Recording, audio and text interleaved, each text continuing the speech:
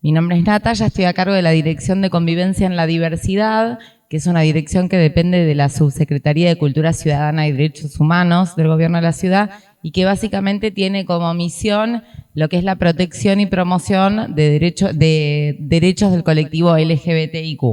Y para eso implementamos un montón de programas que no les quiero ampliar hoy para no perder todos los poquitos minutos que tenemos, pero sí vamos diseñando distintas estrategias transversales a todas las áreas de gobierno que tienen, digamos, básicamente como objetivo darle una perspectiva de género y diversidad a todas las políticas que se llevan adelante desde gobierno.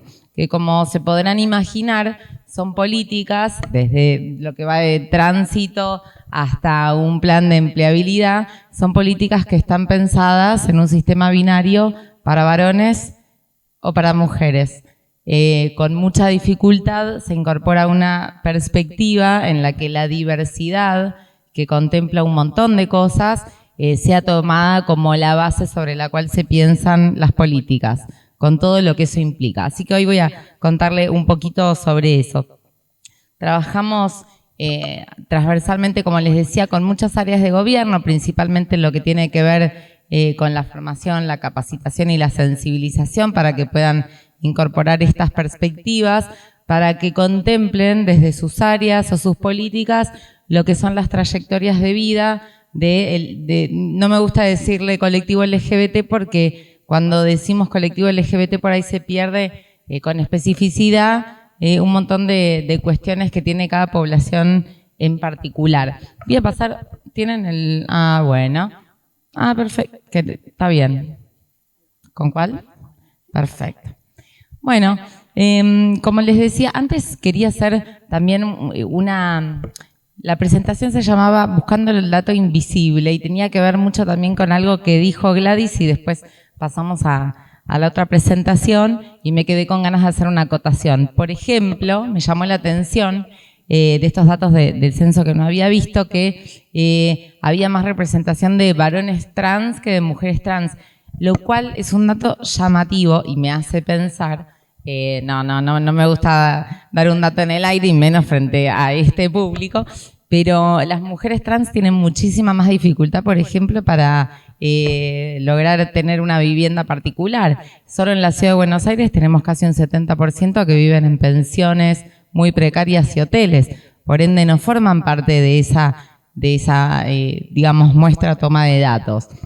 Por otro lado, y más en distintos contextos sociales que pueden acompañar o no, hay un montón de preguntas respecto a la identidad de género que se pierden por temor, porque hay muchísimas personas que no quieren decir, digamos, soy una mujer trans, menos si están alquilando un departamento, porque también te pueden echar, lamentablemente, ¿no? Yo voy con el dato concreto de las situaciones que vivimos a diario, pero digo, hay un montón de datos que quedan invisibilizados por un montón de cuestiones del contexto social que impiden que tengamos realmente información sobre esto.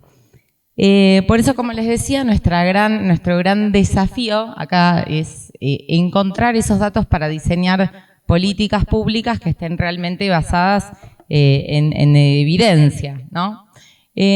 Acá, digamos, solo hacer esta acotación que tiene que ver que cuando hablamos de diversidad hablamos de un montón de cuestiones, hablamos de cuestiones etarias, de culturas, de etnias, hablamos también de género, de todo un poco. Nosotros vamos a hablar de diversidad sexual puntualmente porque es a lo que nos dedicamos, pero también dentro del colectivo LGBTIQ hay un montón de colectivos y tienen necesidades y urgencias muy distintas. Y para nosotros es un dato importante porque muchas veces se engloba bajo la bandera de la diversidad sexual, pero para el diseño de políticas es muy importante tener claro que no es lo mismo si estamos dirigiéndonos a familias diversas de 2 papás o 2 mamás o a mujeres trans mayores de 35 años. Tienen necesidades muy distintas y es importante, digamos, tenerlo en cuenta. Así que bueno, voy a pasar. Para este desafío que tenemos, que es como muy difícil porque quienes recolectan los datos son distintas áreas, en nuestro caso son hospitales, es policía, es obviamente el área de censos y estadísticas. Lo primero que nosotros necesitamos es que sean como nosotros, que tengan una perspectiva de género real, profunda, consolidada, con mucha noción y conocimiento de la temática, para que cuando hagan la pregunta o tengan el dato a mano, no se pierda por una falta de conocimiento de lo que se está preguntando. Para eso trabajamos muchísimo con todas las áreas de gobierno, con muchísimas dependencias, por ejemplo, de toma de denuncias. Justamente el viernes estamos por lanzar lo que es el capítulo de la diversidad de lo que es el mapa de la violencia de género del gobierno de la ciudad, que no estaban contempladas las preguntas respecto de la violencia de género dirigidas a personas del colectivo LGBTI. Para nosotros era muy importante, pero bueno, son distintas las bocas de entrada, las puertas de entrada de estas denuncias. Entonces hacemos un trabajo de sensibilización con la policía, con la gente del 144, para que dentro de los datos que existen sean contempladas y mejor preguntadas aquellas informaciones que tienen que ver con la identidad de género o la orientación sexual. Y también respecto de eso quería contestar algo que no sé si lo dijo Gladys o lo dijo Nicolás, que tenía que ver con nosotros lo dijo Gladys. Adrián lo dijo. Perdón, ya ahí estaba. ¿En qué presentación lo vi? Perdón, era en tu presentación. Que tiene que ver con, nosotros siempre hacemos hincapié en que tanto la identidad de género como la orientación sexual se preguntan si eso hace a la cuestión. Es decir, si yo necesito para una política de salud, del Ministerio de Salud, saber la genitalidad que tiene la persona, eso se pregunta. Si yo necesito saber la identidad de género, porque básicamente es lo más importante, porque es cómo me dirijo hacia la persona, eso se pregunta. Ahora, la orientación sexual, ¿a ustedes alguna vez se las preguntaron para cualquier cosa? Entonces por ahí no es tan importante. Entonces hay que pensar realmente por qué estamos pidiendo cada dato. Es importante, porque muchas veces hay algunas personas que por querer ampliar, digamos, el alcance de sus investigaciones, hacen preguntas que por ahí no tienen que ver y que también tienen un prejuicio detrás. Me fui de la presentación. Así que bueno, también un desafío que tenemos, que es muy importante, es conocer lo que son los valores, las creencias, las preocupaciones, el código cultural desde adentro de la comunidad con la que estamos trabajando. Y esto es sumamente importante, y para esto les traigo una anécdota, un ejemplo. Durante la cuarentena, digamos durante la pandemia, pero durante la cuarentena, tuvimos que activar nosotros rápidamente con un plan de asistencia, porque habían muchísimas mujeres trans que sin el ingreso diario de un trabajo informal no podían pagar sus pensiones y estaban cayendo en una situación de muchísima vulnerabilidad y precariedad total. Y empezamos a hacer una red de asistencia. También hicimos nuestro primer intento de investigación porque no teníamos ni un número, estábamos a ciegas totales, no sabíamos si estábamos hablando de una población de 50, 500 personas, 10.000, no teníamos idea. Lo que tiene de bueno la comunidad trans es que también el boca en boca y el ser una comunidad también bastante cerrada en términos de protección, ¿no? Como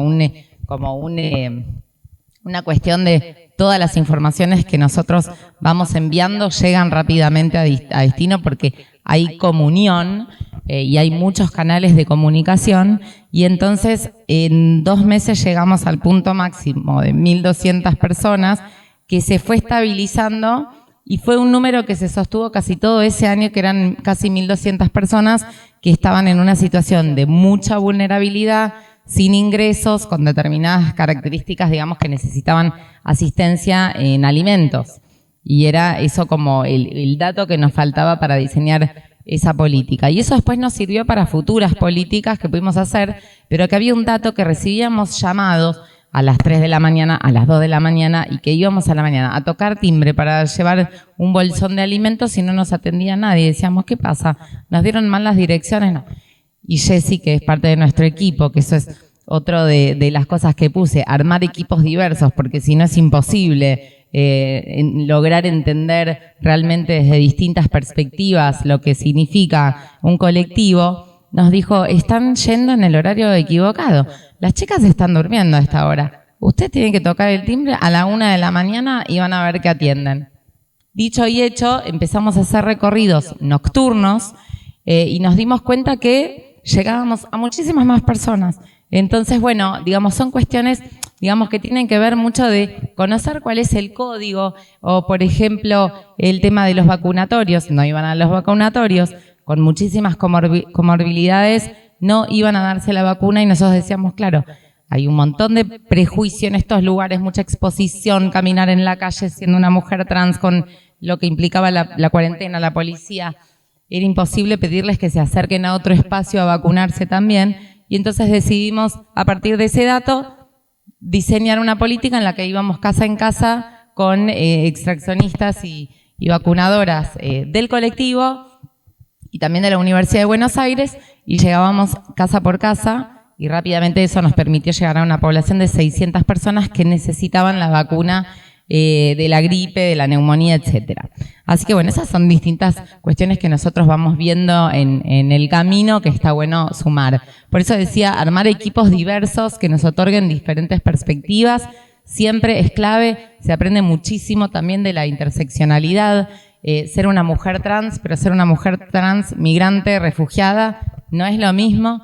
No es lo mismo ser un hombre gay que viene de un país perseguido político a ser una mujer trans de clase baja, sin recursos, bueno, con una sumatoria de situaciones. Entonces eso es muy importante a la hora de pensar a quién le hablamos, desde dónde, y entender que hay millones de historias y de trayectorias que visibilizar.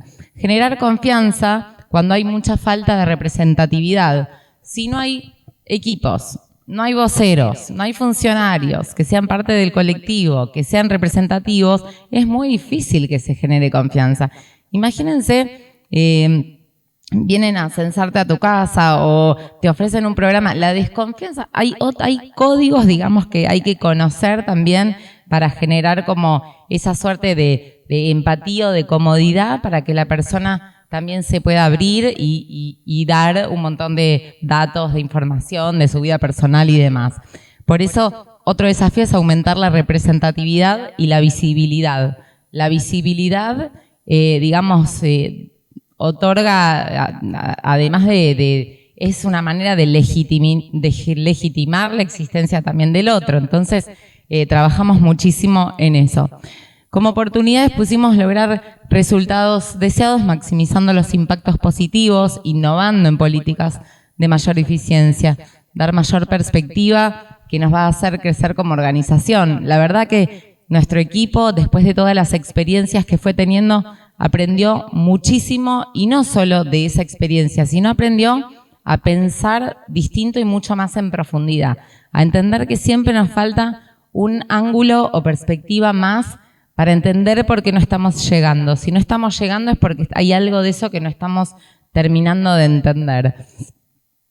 Posibilidad de trabajar en red, esto me parece sumamente importante porque nada de lo que nosotros diseñamos o hacemos podría funcionar si no fuera por el trabajo articulado que hacemos con las organizaciones de la sociedad civil, el sector privado, las empresas, todos los ministerios y las entidades públicas con las que trabajamos, que son cruciales. Así que eso es una oportunidad también, porque es una temática que nos obliga a trabajar de manera transversal y así se abren las posibilidades de todo. Incluso cuando uno se va, se siguen pensando en iniciativas o en cuestiones que la perspectiva de género, digamos, empieza a abrir. Bueno, así que como conclusión es esto, que una perspectiva de género y diversidad puede ser un llamado a la creatividad, a pensar en las cosas que hacemos, pero de qué manera pueden tener impacto realmente equitativo para todas las personas, de qué manera podemos mejorarlos, y nos interpela personalmente a buscar estrategias más creativas, más específicas para abordar la problemática. Y como último puse lo de la escucha activa, porque me parece sumamente importante esto de la retroalimentación, de siempre que hacemos un encuentro, un café, un encuentro con empresas, un encuentro de la red diversa, cualquier entrevista que tenemos con una persona que viene a pedir ayuda o lo que sea, siempre le preguntamos si sintió que se resolvió su problema, si sintió que podíamos mejorar, qué le pareció el programa, cómo fue la experiencia, qué mejoraría. Y en base a eso nosotros seguimos diseñando los proyectos y los programas. Sin esa parte es imposible mejorar. Y fue de esa escucha activa que nosotros sacamos, digamos, las mejores claves para llegar mucho más específicamente a las personas que nos estaban esperando de alguna manera. Así que bueno, para cerrar nada más, dos invitaciones. La primera es el viernes en la página del Gobierno de la Ciudad va a estar disponible lo que es el mapa de violencia de género, la solapa de diversidad, que los invito a verla. No es información, digamos, acabada, falta un montón.